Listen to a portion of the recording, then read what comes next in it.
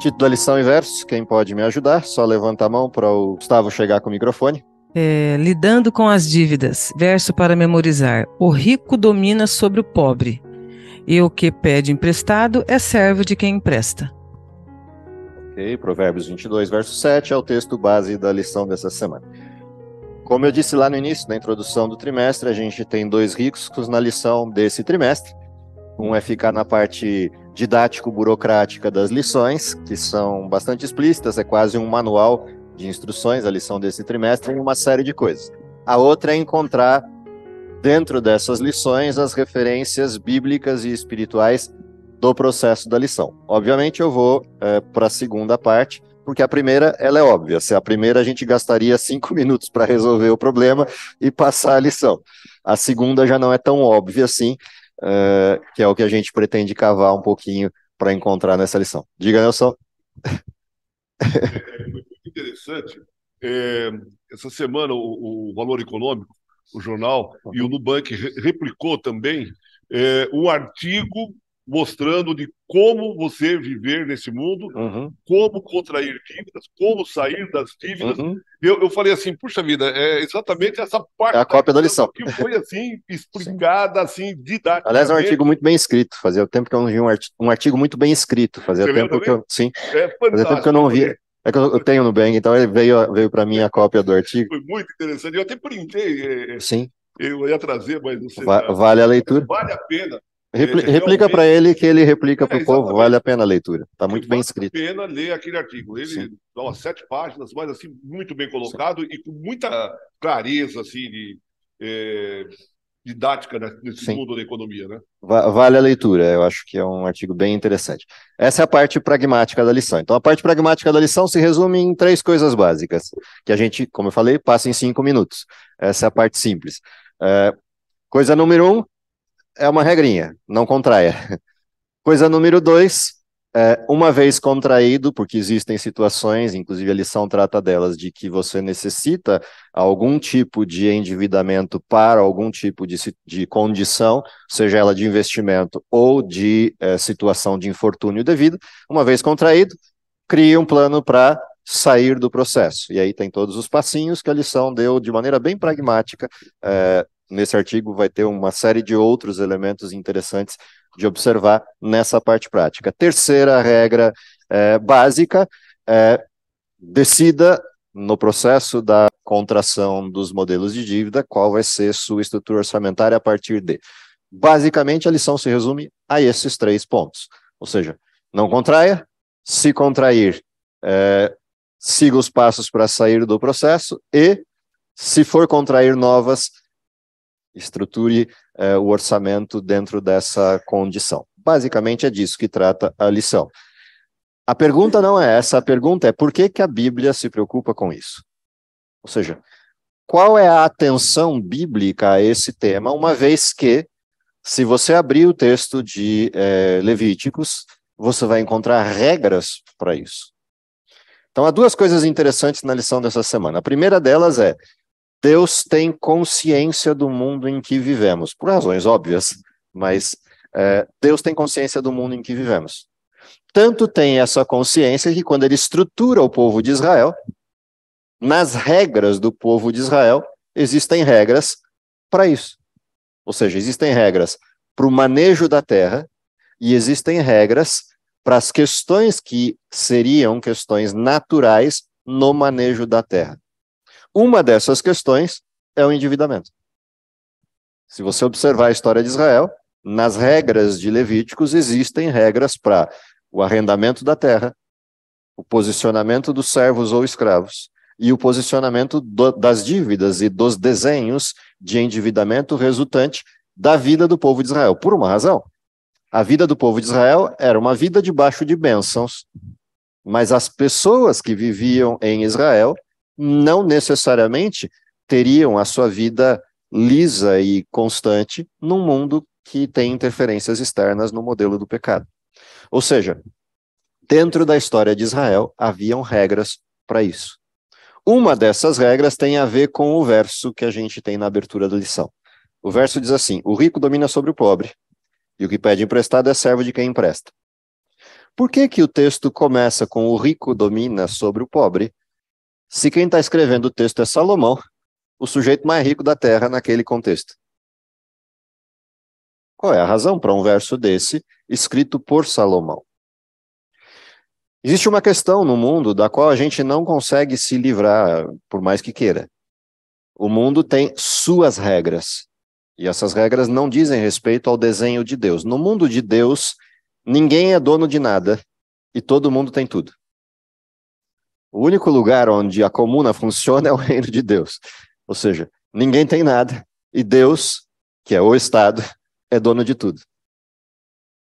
Saiu dessa regra, em qualquer outro modelo de organização social, não importa o modelo de governança, se reinado, se democracia socialista, se socialismo puro, se comunismo, não importa qual seja o modelo, quem governa são homens. E homens cujo coração é dominado pelo pecado. Então não importa qual sistema a gente esteja, o desenho é sempre o mesmo. Você vai ter um grupo que tem, ou acha que tem, e o grupo que não tem, ou acha que não tem. E essa é uma regra que domina o mundo. Dentro desse modelo, vai acontecer o tempo inteiro esse alto e baixo, ou esses altos e baixos descritos no texto de Levíticos como regramento ao povo de Israel. Então, qual era a primeira regra que Israel precisava aprender? Nada é de vocês. Isso é o que a gente viu na lição que abriu a lição do trimestre, as duas lições que abriram o trimestre, e especificamente a lição do dízimo. Ou seja, nada é nosso. A primeira grande regra espiritual que a lição dessa semana vai trazer, escondida atrás daquilo que parece pragmático, é: nada é nosso. Portanto, o antídoto a esse processo de altos e baixos como processo de desespero é entender que nada é nosso. A segunda questão importante dentro desse modelo, ou seja, quando a gente percebe que nada é nosso, é entender que, em sendo de Deus, a prioridade tem que estar com Ele. Então, há uma segunda regra por trás das regras. Então, uma coisa são as regras pragmáticas ligadas a como lidar com dívidas, como lidar com o processo do capital no mundo. A segunda questão é eu entender, bom, já que nada é nosso, tudo é de Deus. O único jeito de viver de maneira tranquila nesse mundo é entender que, sendo tudo dele, ele tem que ser a prioridade. Então, aparece um segundo modelo de ação interessante na junção dízimos e ofertas que fez parte dos estudos das lições anteriores. As 4 lições que estudamos nos sábados anteriores. Que é, se o foco está em Deus e a prioridade é Ele, uma série de coisas do mundo, para as quais a gente deveria, pela regra do mundo, tomar nossa atenção, deixam de ser prioridade. E a prioridade passa a ser aquilo que tem a ver com Deus. E uma vez que Deus seja a prioridade, a vida se simplifica, ao ponto de você já não ter mais buscas insanas sobre coisas que não fazem sentido. Isso não quer dizer que a vida não vai produzir oscilações, doenças, calamidades, alguma situação específica que possa ocorrer. Mas todas elas serão sempre pautadas a partir dessa referência. Nada é meu e a prioridade é Deus. Nada é meu e a prioridade é Deus. O que significa que, mesmo nas oscilações da vida, o retorno ao ponto de estabilidade ele é mais simples do que um desenho de corrida atrás do vento, como o próprio Salomão pontua. Então, o cerne da lição dessa semana é a percepção, ou seja, a compreensão de onde está a prioridade das nossas questões, onde está a prioridade da vida. Dentro desse paradigma é que a gente tem que buscar as referências do porquê Satanás encontra nesta área uma área fácil, uma área de acesso fácil. Então, há uma questão importante aqui. Quando lá no Éden, Adão e Eva se desligam dessa noção de que tudo é de Deus, quando lá no Éden eles se desconectam dessa percepção, entendendo que Deus estivesse, de alguma forma, restringindo coisas ou, de forma torpe, escondendo coisas, e isso os leva à condição do pecado. A resultante disso é que a regra da vida humana passa a ser essa, ou seja, o ser humano passa a viver o tempo todo daqui para frente preso a essa condição de ou retornar para a percepção de que tudo é de Deus e que eu sou dependente dele, e, portanto, posso viver na paz dependente dele, ou eu vou estar o tempo inteiro correndo atrás de algo que eu nunca alcanço. Porque é uma mentira, é uma invenção de Satanás. Então, esse é o grande problema com as coisas que existem no mundo. Aliás, essa é a grande discussão nesse termo, que virou um termo técnico, chamado capital. O conceito de capital é esse. E percebe que não importa qual modelo a gente use para enxergar o capital. No fim do dia, alguém o detém. E alguém é servo dele. Não importa qual sistema. Então, a grande questão de todas essas discussões é como eu retorno a visão, a prioridade onde ela deve estar, que é em Deus. Essa é a grande questão por trás dessa lição. E aí, porque Satanás encontra nisso uma forma fácil. Porque uma vez que eu perca Deus de cena, eu preciso algo que ocupe o lugar.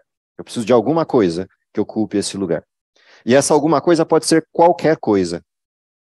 Não importa qual seja.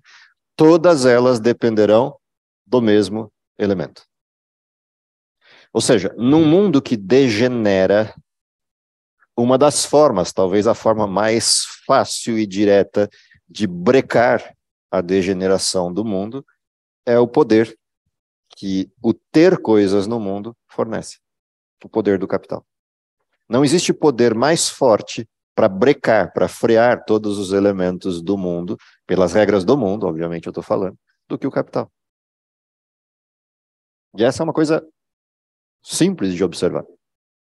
É só você pensar, quem é que levanta às 4 da manhã, enfrenta uma fila, pega um ônibus, viaja 1h30 ou 2, se estiver morando em São Paulo, chega já cansado antes de começar o dia no trabalho, trabalha o dia inteiro, depois vai pegar mais 2 horas de rush, se conseguir entrar no ônibus, para chegar em casa, para dormir 3, 4, 5 horas à noite e voltar no dia seguinte ao mesmo desenho. É quem tem ou quem não tem? Percebe? Essa é uma regra básica. Ah, mas nós vamos mudar o mundo e a partir de agora todo mundo vai ter igual. Vai continuar tendo. A única diferença é que você aumentou o contingente. Agora, em vez de ser um conjunto de pessoas detendo o poder no sentido pessoal e um outro conjunto trabalhando, é quase todo mundo trabalhando e um conjunto menor detendo o poder com o capital. Ou seja, não importa qual sistema, o modelo do mundo é este. Portanto, a questão não é perceber a regra do mundo, a questão é perceber por que essa regra existe. Essa regra existe porque as coisas deixaram de ser de Deus. E, portanto, deixando de ser de Deus, ela é de qualquer um chegar primeiro. Seja pela sorte, seja pela competência ou pela corrupção. E, de novo, o chamado à atenção não é perceber isso. O chamado à atenção é aonde está a minha prioridade. Eu consigo perceber que não é possível mudar o regramento do mundo. Então, o que a gente aprende com o desenho de ofertas? A gente aprende que as pessoas que vivem neste mundo dependem das pessoas que enxergam o mundo pela regra correta e não pela regra que ele instituiu. Porque aí elas vão enxergar as pessoas que precisam de ajuda, vão enxergar as pessoas como pessoas e vão viver uma vida de benevolência. E isso, de novo, simplifica a vida, e ao simplificar a vida, diminui a tensão produzida pela própria vida. Toda vez que a gente desliga um tequinho disso, altera um desenho disso, de alguma forma, algum pedaço dos elementos da lição dessa semana nos pegam. Ou nos pegam pela dívida direta, no sentido do capital, ou nos pegam pelas dívidas indiretas, a dependência moral, a dependência social, a dependência de autoridade, porque existem outros elementos ligados a isso. Então, lembrem que a abordagem, e essa, de novo, é a minha preocupação, a abordagem aqui não é só dinheiro, não é só bens físicos ou materiais. A questão aqui envolve poder, envolve dependência de uma série de outras questões, igualmente preocupantes no modelo. Então, se você observar o texto que estava na lição dessa semana, acho que de Romanos, é muito interessante observar a amplitude daquele texto em relação a todos os elementos que estão envolvidos no não dependam ou não devam a ninguém. A quem honra, honra. A quem bens, bens. A quem tempo, tempo. A quem autoridade, autoridade. Ou seja, o desenho desse mundo é: não sejam dependentes de ninguém, exceto Deus. Não sejam dependentes de nada, exceto de Deus. E essa estrutura, esse looping contínuo, e aí é interessante observar até onde isso vai. Há pessoas que são dependentes da opinião de alguém. Há pessoas que são dependentes do like de alguém. Há pessoas que são dependentes da percepção de alguém. Há pessoas que são dependentes da autoridade de alguém. E criam laços que vão amarrando cada vez mais fortemente essa dependência. Ou seja, não tem liberdade. O chamado da lição dessa semana, e a grande questão no cerne da lição dessa semana, é o desvincular dessas coisas todas para ser livre para servir a Deus. Enquanto a gente estiver preso a alguma dessas coisas, nossa liberdade vai sendo retirada aos poucos ou aos grandes montes, até o momento em que você perde completamente a possibilidade da missão, a possibilidade do exercício funcional da missão. Porque você está preso a um frenesi, a um looping que te criou amarras. Então, a percepção por trás da lição dessa semana é: quantas amarras Satanás inventa, atreladas aos mesmos fenômenos, às mesmas circunstâncias, aos mesmos paradigmas iniciais, usando os elementos dessa desvinculação com Deus, dessa separação de Deus.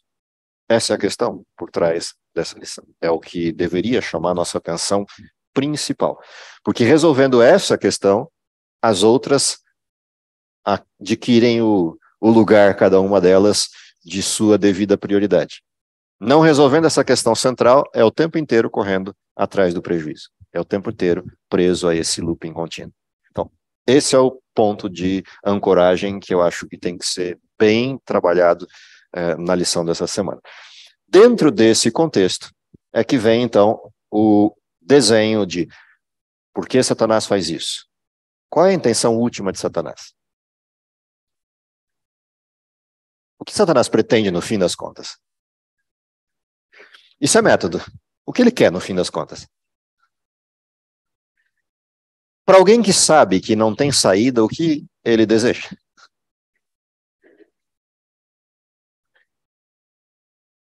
Por que Eva saiu correndo para buscar Adão assim que pecou? Porque descobriu a América? Ou porque sentiu culpa e um vazio? Qual é a questão que leva Eva a buscar Adão? É a percepção de que ela ganhou algo fantástico? Ou a sensação de que ficou sozinha? Às vezes a gente não para para pensar nisso. O que pensa Satanás, uma vez que ele sabe que o fim dele está chegando cada vez mais perto? Percebe? É uma questão de amarração.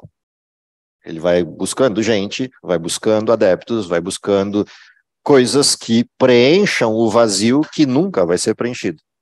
Portanto, qual é o método? Todos os elementos metodológicos de Satanás têm sempre a mesma essência, é a reprodução dele mesmo.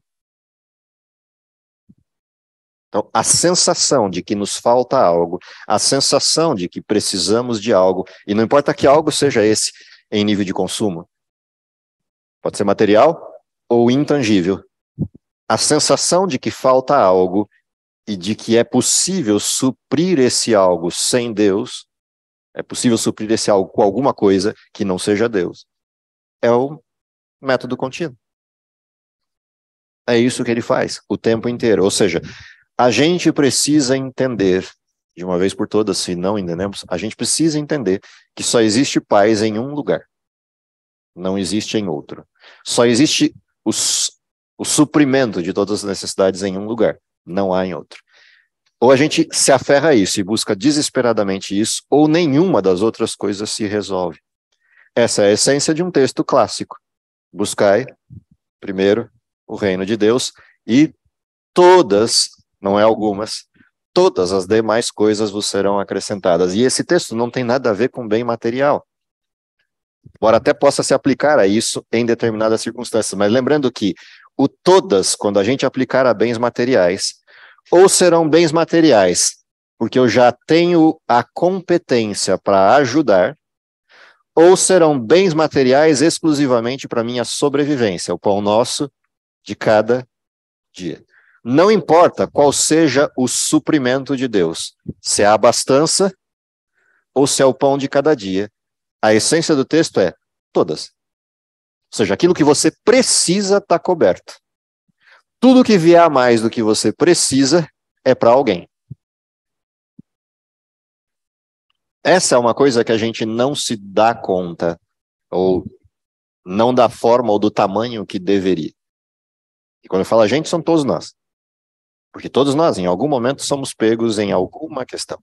Ou seja, quando diz todas, é todas mesmo. Mas esse todas são as coisas das quais eu preciso. Realmente. E aí a gente precisa sempre voltar ao Éden para entender do que a gente de fato precisa. Ou seja, no jardim do Éden, do que eu preciso para viver?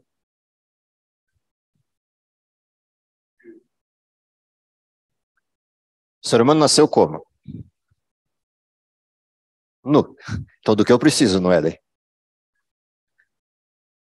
É a demonstração clara de que eu não preciso de absolutamente nada. Se eu quiser comer, o que eu preciso fazer? Só escolhe. Está tudo disponível. Se eu quiser dormir, o que eu preciso fazer? Só escolhe onde deitar. Ou seja, literalmente o ser humano não precisa de nada. Tudo está suprido. Esse é o conceito do verso.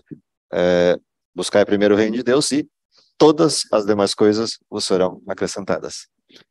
Percebe? Está bem distinto do conceito humano de faz isso e você vai ganhar isso. Não tem nada a ver com isso. Faz isso e tua vida está tranquila. Você não precisa de mais nada. Tudo está suprido. Ou seja, você vai levantar e o pão está lá, você vai deitar e o pão está lá. É disso que se trata o texto. Essa é a referência por trás da expressão como lidar com as dívidas. Percebe? Se a gente não entende isso, a gente cai numa estrutura pragmática de deve, paga, paga, deve, deve, paga, paga, deve, e isso nunca acaba, porque esse é o desenho do mundo. A essência não está aqui. A essência não está em como descobrir como se livrar das dívidas. A essência está em descobrir por que elas acontecem. A essência está em descobrir em como se livrar do que eu acho que preciso, como se livrar do looping contínuo, porque se eu conseguir me livrar de algo, pode ter certeza que tem mais outros 50 algos que Satanás vai inventar, que pode ser não mais materiais, porque eu me livrei deles, será em outra área. Se eu não descobrir a essência, eu não escapo desse looping contínuo que o pecado produziu. Elmer? O nome dele era Carlos Espada. E ele tinha uma frase que sempre ele falava para mim. Então, a vida do Carlos Espada era altos e baixos. Sempre foi lá em cima, lá embaixo, lá em cima, lá embaixo. Ele falava assim, Elmer, existem dois tipos de seres humanos. Os que gostam de possuir e os que gostam de usufruir. Ele falou, eu sou o tipo que gosta de usufruir. A vida dele era um alto e baixo. Nós somos criados por Deus para usufruirmos. Então, Deus possuía e nós usufruímos. E a gente usufruía do Jardim do Éden, de forma pura, não é? Com o passar do tempo, a gente, ser humano, a gente passou a incorporar aquela necessidade, ou achava que tinha necessidade de possuir e usufruir. Porque no mundo de pecado, se você não possuir, muitas vezes você não vai conseguir usufruir. Então, você precisa possuir uma certa condições para você poder comer, para você poder viver, para você poder vestir. O grande problema é que tudo que o pecado faz é deturpar ao extremo qualquer coisa. Sim. Então, de repente, a gente perde aquela noção de usufruir, porque é uma bênção de Deus, e a gente foca no possuir. E aí você deteriora. Eu sempre comparo isso com a dor.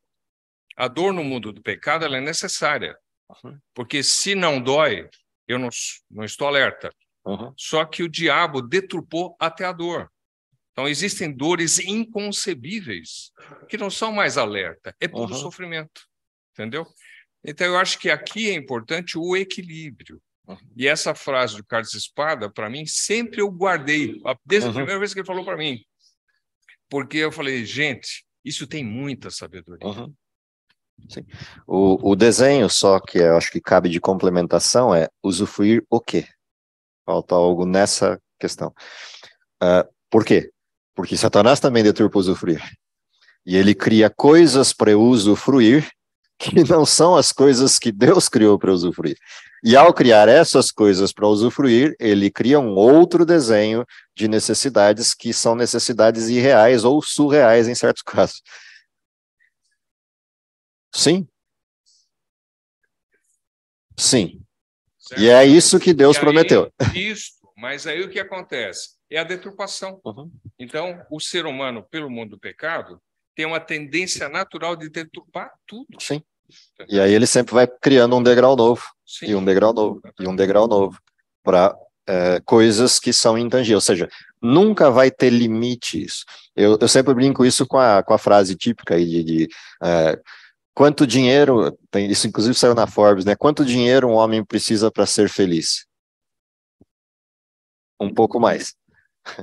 Quantos sapatos uma mulher precisa para ser feliz? Mais um. Mais um. Ou seja, não tem limite. É só para mostrar a brincadeira do tamanho da deturpação disso. Ou seja, essa estrutura de degraus, ela não tem limite. Ou seja, cada degrau novo que eu alcançar é um degrau novo que eu alcancei que me mostra o próximo. Porque eu não conseguia enxergar o próximo do degrau em que eu estava. Mas quando eu subi um, eu enxergo o próximo. Quando eu subir o próximo, eu enxergo o outro. Ou seja, o tempo inteiro vai ser assim. Não. Sim, é proporcional. E se ele não aumentar, ele vai para uma outra direção, que é o possuir. Porque ou ele aumenta no usufruto, ou ele aumenta no possuir. Ou seja, ou eu mudo o foco, ou nunca tem limite isso. Então, essa é uma questão importante dentro do desenho para a gente conseguir conceber aquilo que era a ideia inicial. Ou seja, quando eu focar essa ideia inicial de volta, eu começo a enxergar de novo o mundo que Deus planejou. E o mundo que Deus planejou tem a ver com usufruir outra questão. E basicamente Deus só deu duas coisas para usufruir. Além dele mesmo, obviamente. Mas tirado Deus, o relacionamento com Deus, ele deu duas coisas para o ser humano usufruir. Ele deu aquilo que eu preciso comer. E ele deu aqueles com quem eu preciso viver. Ele só deu essas duas coisas. Se você olhar o Éden, ele só tem essas duas coisas. O que eu preciso comer e com quem eu preciso viver. Isso é o usufruir de Deus. Todas as demais coisas foram invenções. Elas não fazem parte do modelo inicial. Então, ou a gente volta a vida a esse ponto, ou seja, com quem eu preciso viver e aquilo que eu preciso comer, ou nunca terá fim o desenho. E não importa por onde eu olho. Diga. A lição, assim, passando a lição como um todo, o início do estudo focou nos dízimos, nas ofertas, na fidelidade. E me parece que o autor, nesse momento, ele quis assim realmente enfocar na vida prática. Sim, ele quis, ele fez isso. Mas assim, de maneira assim, meu povo perece por falta de conhecimento. Sim. E aí é o seguinte, o artigo dessa semana, por que me chamou a atenção o artigo? Porque ele fala exatamente isso. O nosso medo de falar de dívidas. Ninguém chega para ninguém e fala assim, putz, eu estou devendo 15 mil reais, cara, que coisa, sabe? Então tá bom. Sim. Porque ele tira o usufruto na outra porta. Porque quando você encontra, você conversa com muitas pessoas no dia a dia, tá? Na área comercial, tá? Às vezes começa a conversar, você vai, fala, daqui a pouco a pessoa sente segurança puxa, eu estou assim, assado, você fica ali 2 horas contando, mostrando para ela como ajudá-la, entende? A sair dessa situação, a pessoa fica agradecida. Rapaz, como você me ajudou, que bênção, como é que faz isso, como é que... Então, eu vejo essa lição, me chamou muito a atenção. E quando eu li esse artigo, calhou assim, porque em toda a lição aqui, parece-me que ele está dizendo assim, olha, a igreja tem obrigação de orientar a sua comunidade e como a conviver nesse mundo de pecado com essas mazelas. Sim, porque elas estarão lá. Porque tem muita gente, tipo, para mim, por exemplo, se eu dever 100 mil reais, 50 mil reais num cheque especial, eu estou quebrado. Mas para alguém se dever 500 reais num cheque especial, está quebrado também. E a gente, tipo, quem tem um pouco mais de convivência, cara, vamos abrir um orçamento, vamos ver quanto você ganha, como que você faz, o que você está fazendo, como é que pode fazer isso. Ou seja, se eu te emprestar 500 reais, você cobre lá, e você não precisa ficar devendo, você pode pagar 20 parcelas de 25 reais e está quitado. Sim. Então, me parece que o autor aqui, ele quis entrar, pelo menos a minha visão, entende? Não, mas ele fez, ele não quis, ele fez isso. Como você ajudar a sua comunidade. Então, eu vejo aí, volto agora como comunidade. A gente está preocupado em fazer treinamento disso, daquilo, tudo válido. Mas, ou seja, devia ter dentro da nossa comunidade também alguém, tem vários especialistas nisso, pode dizer, olha, nós vamos escolas práticas prática no domingo à tarde sobre tal coisa, assim, tá? Prepara, vai, porque isso ajudaria muita gente que não está, como a lição diz muito clara, não sabe como sair daquela situação, porque não vê luz. Sim. E quando você está bloqueado por dívidas e a atenção, você não afunda de vez. Luz. Sim, você afunda de vez, porque é um looping que não para. Tem um detalhe na fala tua que é interessante de puxar, porque, de novo, essa questão para mim ficou muito clara dentro da lição, assim, o nível pragmático dessa lição inteira, ele está muito, muito claro. Mas tem uma coisa, como fio condutor do autor, que o tempo inteiro ele traz de volta, que é de nada vai adiantar todos os desenhos práticos se a gente não corrigir a essência. Eu tenho 2 temores. O primeiro temor é exatamente o que você pontuou, da gente fugir do desenho prático, e ele foi pragmático ao nível extremo na lição. Ele literalmente desenhou, ou seja, não precisa você chover no desenho, o desenho é tão nítido que qualquer criança entende. Mas tem algo que ele mostra o tempo inteiro. Fala, ó, isso aqui não resolve se não resolver isso aqui primeiro. Ou seja, se não resolver isso aqui, você resolve esse e é pego na curva em um próximo, é pego na outra curva num próximo, é pego... Então, tem que resolver a base. O tempo inteiro, ou seja, ele trouxe o tempo inteiro isso aqui para mostrar o seguinte, olha, este é o problema que causa este. E é isso que às vezes eu acho que não fica nítido para as pessoas, porque todo mundo olha isso aqui e fala, não, isso aqui é um problema de administração, é um problema de má organização, é um problema de até falta de conhecimento organizacional para... E o que ele está dizendo para mim é, não é. Isso aqui ajuda a resolver, mas não é a causa. Não é a solução. A causa está aqui atrás, portanto, a solução as pessoas precisam entender que enquanto elas não perceberem isso aqui, elas vão voltar a esse desenho 1 vez, 2 vezes, 3 vezes, 5 vezes, 10 vezes, quantas necessárias. Porque na próxima lição ele vai dizer, vai estudar exatamente isso. Você está ganhando muito? Olha, fica esperto, junta no céu. Ajunta no céu. Ou seja, o que ele está estar dizendo para mim, ele está dando qual é o conceito do usufruir, por isso que eu trouxe, sem fazer spoiler da lição da semana que vem, eu trouxe de volta o que é usufruir. Então, o tempo inteiro, o autor parece estar chamando a nossa atenção. Olha, nós perdemos a referência. De forma sutil, ele vai sustentando a parte prática do que ele está dizendo para mostrar para a gente. A gente perdeu a referência. Se não voltar para a referência, nós vamos ficar presos nesse looping contínuo. E é isso que me chama a atenção o tempo inteiro na forma que ele escolheu. Ele é muito prático, mas ao mesmo tempo ele tem uma base aqui no subsolo de teologia que ele está usando como referência que é muito interessante de observar.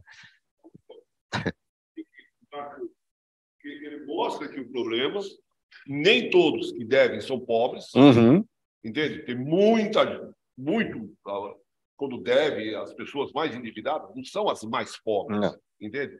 São as pessoas que às vezes estão dentro de uma camada social intermediária ali, tá? Que negócio todo.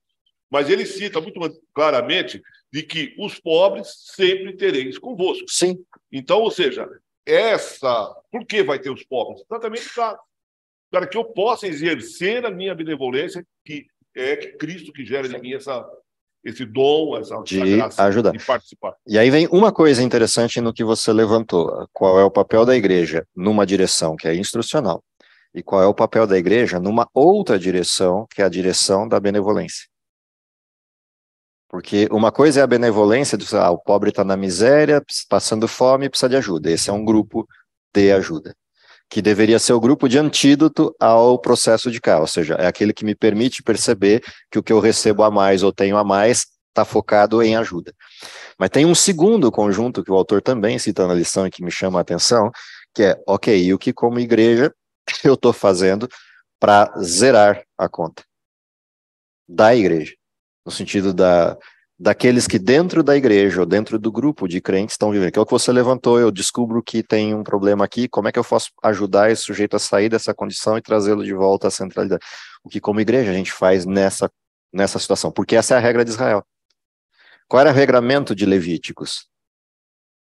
Lembra, a agricultura tinha altos e baixos, a condição da vida de Israel tinha altos e baixos depois que eles se estabeleceram na terra. Nessa condição, qual era a regra? A cada 7 anos, zera a dívida. Para zerar a dívida, significa o que aconteceu? Que todos em Israel exerceram sobre a dívida o quê? Perdão. E realinharam as estruturas. Por que eles podiam exercer o perdão em Israel?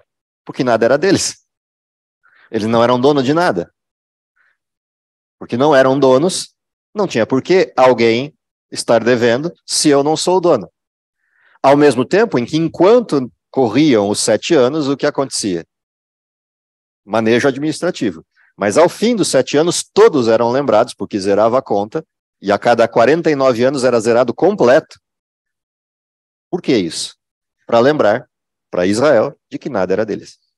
Esse é um outro conceito que, como igreja, nós perdemos. No sentido de percepção disso, ou seja, todos os que estão na igreja estão dentro de Israel. E estando dentro de Israel, nada é deles. O que significa dizer que a cada X tempo, se a gente estivesse pensando no mesmo conceito de Israel, o que toda igreja precisava fazer? Zerar as contas. Esse é um tabu. Porque se você disser isso na igreja, sabe o que vai surgir? Discussões sobre, não, mas aquele foi incompetente, mas aquele foi ganancioso, não, mas aquele foi...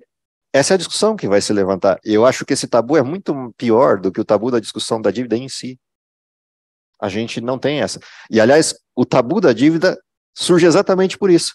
Porque se a dívida acontecer, o que surge como estigma? Incompetência, ganância, ou qualquer outro tipo de acusação. Esse é o tabu. E esse tabu existe por que razão? Porque não se acredita mais que nada é meu e tudo é de Deus. Já pensou? Só as coisas utópicas de Poliana, né? Mas não essa. Poliana, aquela do clássico. Brincadeira. Só as coisas do clássico de Poliana. Ou seja, dá para imaginar um ambiente assim? Em que a igreja, a cada 7 anos, ou a cada 49 anos, parasse e falasse, ok, vamos analisar toda a vida financeira dos membros da igreja e zerar a conta. Para a gente recomeçar? Não, eu só estou pontuando a utopia. Porque, assim, me chama a atenção essas questões, porque elas estão na regra lá de Levíticos, e essas regras foram abandonadas por Israel e abandonadas pelo cristianismo.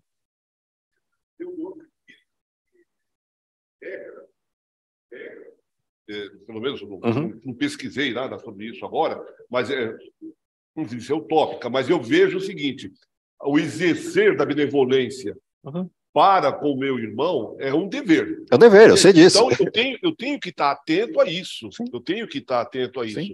Isso não quer dizer de que, por exemplo, eu tenho que... Vou pegar a igreja toda... Não, eu sei. Mas eu só coloquei a utopia porque a utopia mostra a realidade. Mas o ajudar o nosso irmão, e digo mais, assim, e você tem que estar atento a isso. Você tem que estar atento. Se você detém alguma coisa, você tem que estar atento. Quem está? É minha faxineira, a mulher que ajuda em casa, é o irmão que eu conheço, eu estou olhando ali que ele parece que não está muito bem. Você tem que estar atento a esses detalhes. Sim. Porque Se você estiver atento, vai ter a oportunidade. Tendo a oportunidade, vai ter Sabendo, porque se o necessitado da nossa comunidade, ele sentir de que a igreja está preocupada com isso, você vai poder ajudá-lo. Daqui não só ajudá-lo financeiramente. Sim, ajudá-lo em toda a questão. O seu problema. Estou devendo, mas por que está devendo? Aí você vai, olha, sei lá. E corrige o desenho. Sim. É o evangelho na plenitude, mas Deus tem misericórdia. Sim, sim. Elmer.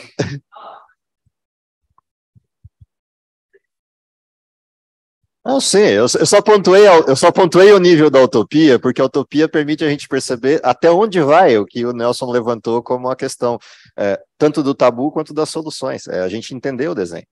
Elmer? É muito importante a gente entender o seguinte, porque a gente tem que fugir de dívida, porque a dívida rouba a nossa paz. Sim. Eu li um pensamento muito interessante há uma semana que diz o seguinte: se alguma coisa roubar a tua paz, saiba que esta coisa está roubando tudo de você. Sim. Então, isso é muito importante. E daí a gente volta naquele dito de Cristo: deixo-vos a minha paz te dou, mas não dou como o mundo a dá. Ou seja, o mundo me dá a paz no momento em que eu acho que eu me cercando e possuindo coisas, eu estou seguro. Sim. E Cristo está dizendo justamente o contrário. A segurança não é a segurança que o mundo te dá. Sim, é a dependência. A segurança está em mim. A dependência. E se alguma coisa está te roubando a paz, eu quero que você saiba. Essa coisa te roubou tudo. No momento em que eu devo, apesar de eu achar que não, eu perdi tudo. Perdi minha paz. Sim. Essa é a essência do desenho. Ali, e a gente encerra.